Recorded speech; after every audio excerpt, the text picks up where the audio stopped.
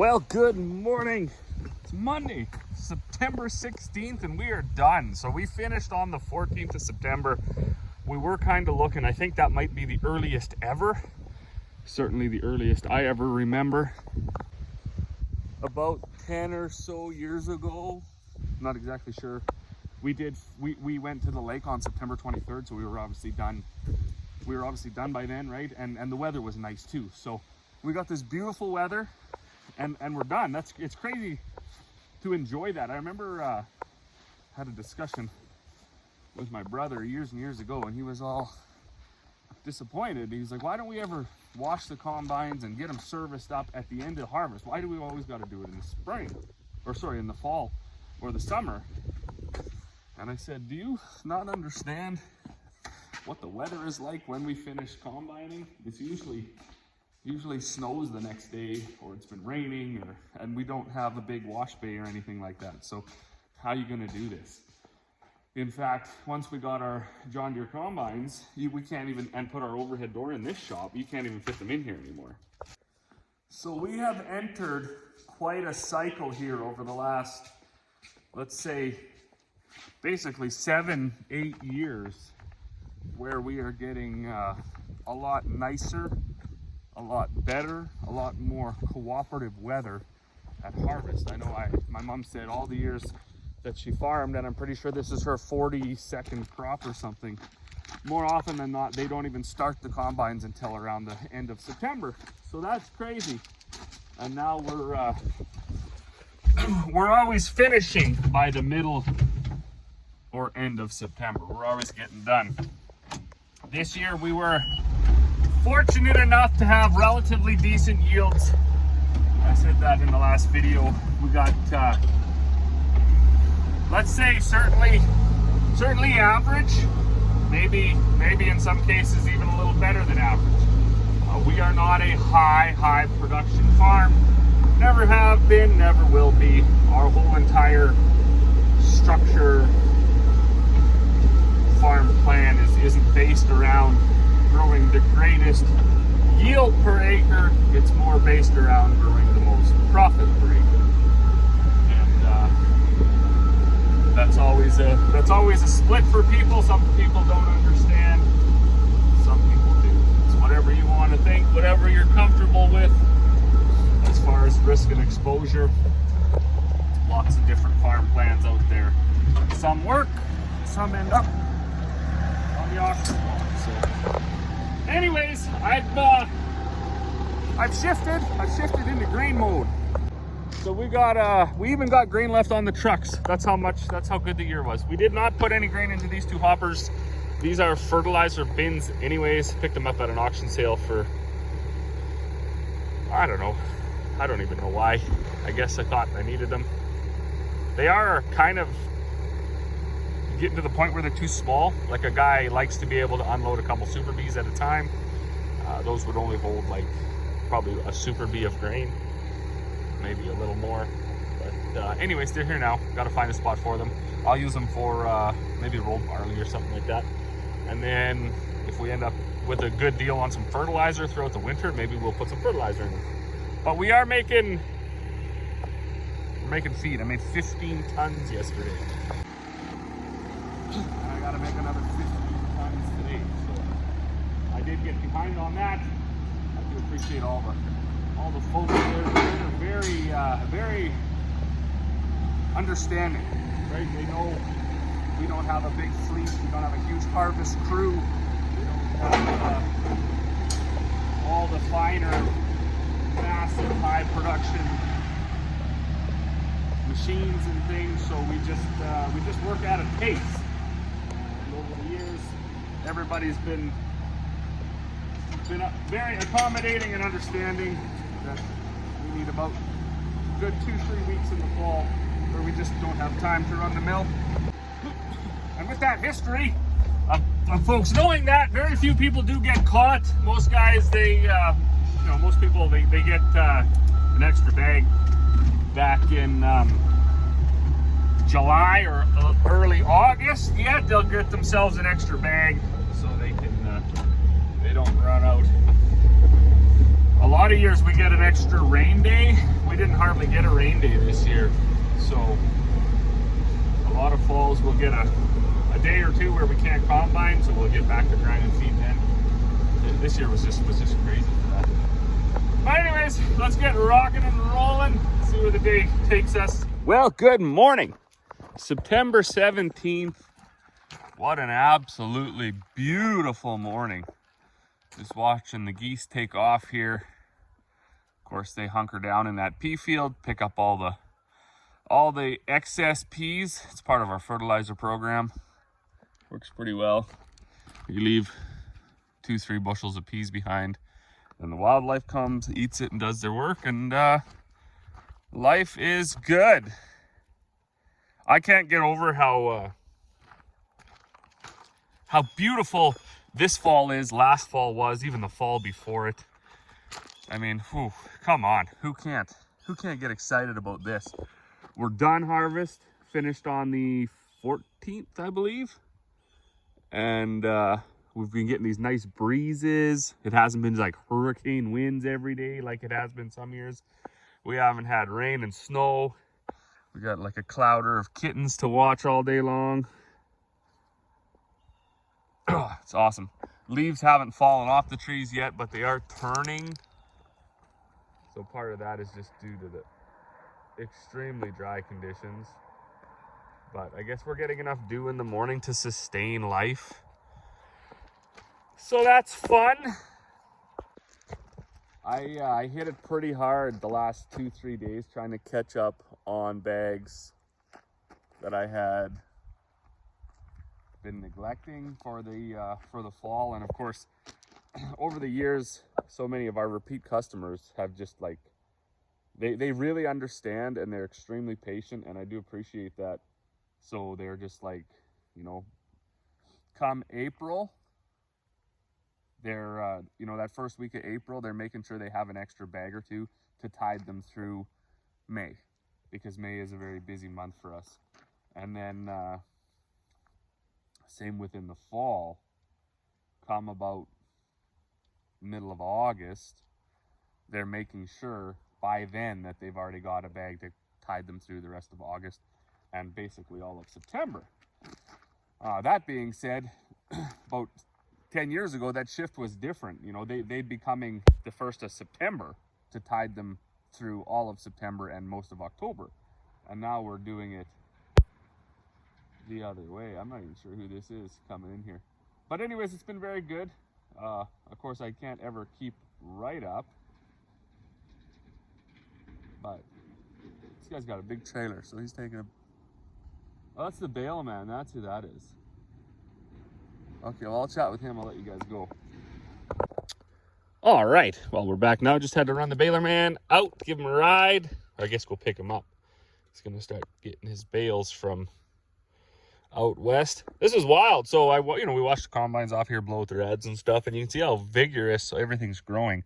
And I must have given the old water cannon a good shot, and all that canola landed right there. Because it's like, whew. Could make another crop yet. A little bit of wheat growing here. All sorts of things. So we did have that frost a week ago or whatever it was. But it doesn't look like it even slowed down the garden. Still lots of carrots, onions. Spuds haven't turned black yet. We do struggle with growing corn up here, that's for sure. Oof. So anyways, as I was saying, 3 days here was just pretty much hardcore bagging grain. And then this blue auger here, this thing kind of let me down. So I was, I had left it running and it was filling a bag, and then I went to do something else and I looked back and it had stopped mid filling of the bag. So I'm not sure if something gave up top. Maybe the chain jumped, got all bound up, or if something bound up in the gearbox, because she is right solid. Now this part down here don't help, but when I pulled it out of the auger, when I pulled it out of the bin, that bottom part fell off. And when the bottom part fell off, the auger fell down out of the bin door and then put all its weight on this shaft right here, and then it actually bent it. So that wasn't what was supposed to happen. But anyways, as you can see, this old Allied auger doesn't owe anybody anything. It's been around probably half again as long as I have. So we just we'll do something with it. I don't know what it is though. I know what happens. Some of these augers, the flighting is getting so thin in spots that it just buckles on itself. We actually had that happen with our big Westfield swing away. And you always think, at least we do, when you get a pinhole in your auger, you just gotta put a patch over it or whatever and extend that life of that tube for a while. But really, well, I mean, obviously what's happening, the pinhole is where it finally wore through, but there's a big radius around it yet that the metal's quite a bit thinner than the rest of the tube. So if you're driving your auger around your yard and it's bouncing like this, or if you're pulling it out of a bin or whatever, right? Even just shaking, if it's loading fast, full of wheat, all of a sudden you're gonna have it buckle and cause problems. But one thing that was interesting, and it's good to have a lot of stuff around here. So this 7-inch by 36-foot auger, I had it up there. It had a Kohler engine on it, and the Kohler engine, I don't remember exactly what happened. It blew, or no, yeah, another Kohler engine blew up. So I took that one off and put it on our 8-inch auger that we used to fill the dryer with last year. So this sat here with no auger, or with no engine. So I just took the electric motor off of that Allied one. I had to reverse it. That was a real game of Russian roulette because there was no wiring diagram on the inside of the motor. Lots of these electric motors, when you pop this cover off, on the back side of it, they show you if you want to switch direction, what wires to change. Well, that didn't come on this one. So I just I ran a gamble and I just hooked I just switched 2 wires, and because there's no switch, I had to like plug it right into the wall. I'd never seen like a spark so big, and I'm pretty sure it melted 2 of these ends off. It was very dangerous. Don't recommend doing that. So after that didn't work, I got a whole bunch more serious about doing the research and finding the proper wires. So I Googled a few things, and I found a schematic that showed you which wires to change. Changed them, and I had a whole bunch more success. I didn't blow nothing up, so that was a win. But anyways, enough yakking for the morning. I'm gonna get this telehandler fired up. I'm gonna start making some bags. I got maybe a dozen or so to make yet today, and then I could potentially be caught up for a day. Let's see, the old boy was fixing this coolant tank on this telehandler, and he must have done a pretty good job because I don't see any. There's no coolant in it, but I don't see any. I don't see any leak at the moment. Maybe it's because it all leaked out. I don't know. I'll find some coolant today too. Well, good afternoon. I had to wait for Buddy to get home from school. So we got 1, 2, 3, 4, 5, 6, 7, 8, like 8 little passes, kind of from there to about there. This was that slew grass barley. I seeded barley into here, and all the time I've been alive, we've never actually seeded in here.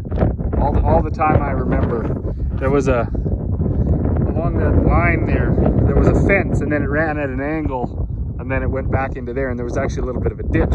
But this was all wet. So this was the first year we seeded it, and the grass came back with a vengeance. But there is some barley in there. So had to wait. Look at this, 6 years old. Buddy brought that combine out. He wanted to combine this by himself. So I'm gonna hop in there. I'm gonna make sure he's got it set, and then I'm gonna see how this guy handles this machine for this, whatever this is, 3-4 acres.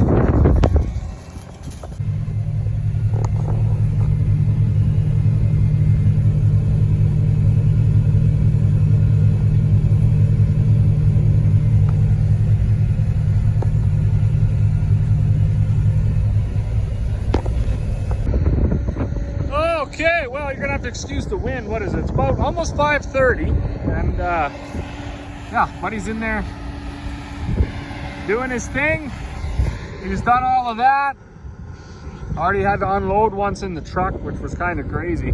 I didn't think there was that much. I didn't think there was that much here. As you can see, it's quite green there, so there wasn't a bunch of barley for 3 or 4 passes. But he's back into it now. Oh, I missed his turn. I'll have to get the next one here.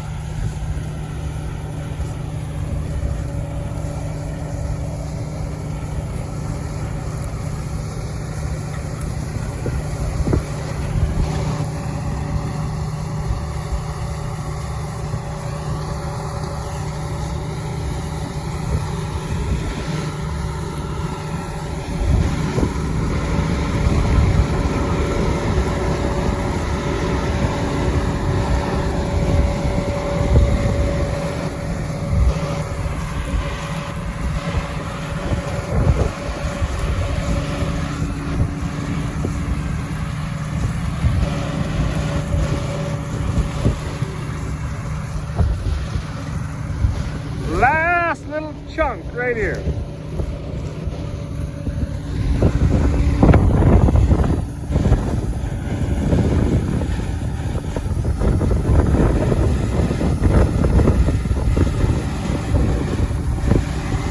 Even get these